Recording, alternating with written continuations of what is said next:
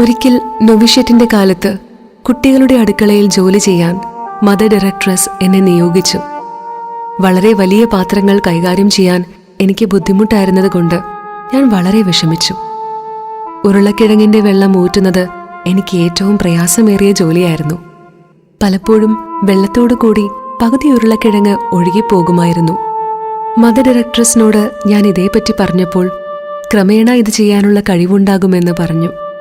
എന്നാൽ ഓരോ ദിവസവും എന്റെ ശക്തി കുറഞ്ഞു വന്നു. ഈ ജോലി കൂടുതൽ ആയാസമുള്ളതായി അനുഭവപ്പെട്ടു. അതിനാൽ ഉരുളക്കിഴങ്ങ് ഊറ്റേണ്ട സമയമാവുമ്പോൾ ഞാൻ മാറി നിൽക്കും.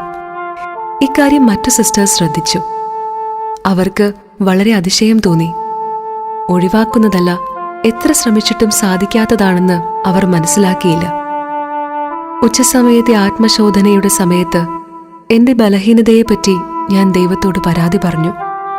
അപ്പോൾ എന്റെ ആത്മാവിൽ ഇങ്ങനെ കേട്ടു: ഇന്നു മുതൽ നീ ഇത് അനായാസം ചെയ്യും, ഞാൻ നിന്നെ ശക്തിപ്പെടുത്തും.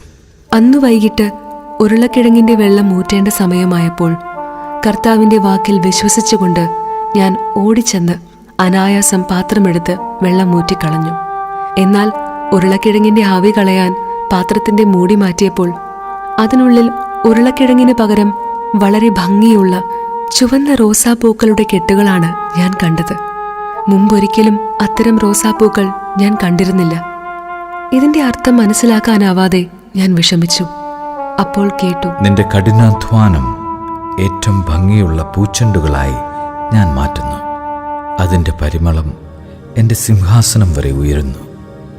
അന്നു മുതൽ കറി വയ്ക്കാനുള്ള എന്റെ തവണയ്ക്ക് മാത്രമല്ല, മറ്റ് സിസ്റ്റേഴ്സിന് പകരമായി ഞാൻ ജോലി ചെയ്യുമ്പോഴും ഉരുളക്കിഴങ്ങ് ഞാൻ തന്നെ ഊറ്റാൻ ശ്രമിച്ചിരുന്നു.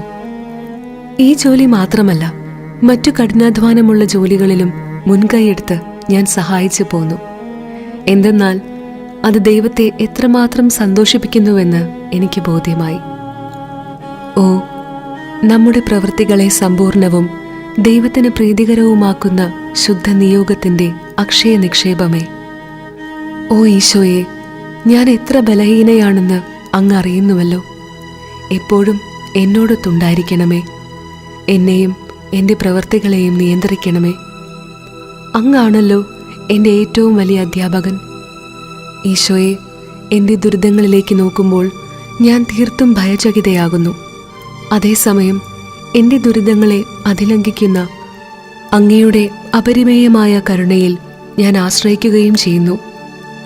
ഈ ചിന്ത അങ്ങയുടെ ശക്തിയാൽ എന്നെ ആവരണം ചെയ്യുന്നു. ഓ, എന്നെ പറ്റിയുള്ള അറിവിൽ നിന്നൊഴുകുന്ന സന്തോഷമേ! ഓ സനാതന സത്യമേ! അങ്ങയുടെ സ്ഥിരത എത്ര അനശ്വരമാണ്!